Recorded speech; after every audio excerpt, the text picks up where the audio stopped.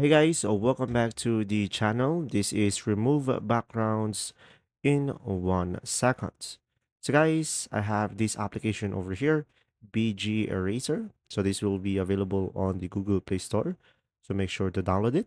Now just simply open the application and just simply select the language that you want to proceed. And after that, as you can see, this is the feature of the application.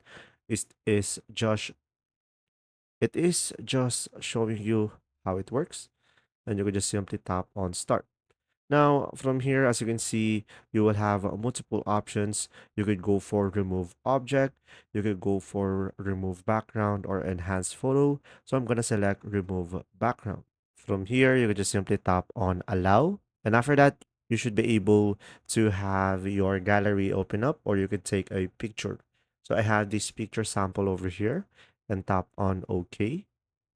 And after that, as you can see, we will have the preview, and we could just simply select remove background. Now guys, this will be our output, and down below you should be able to see if it's a transparent or white background. So pretty much over here you will have a freedom to change the background.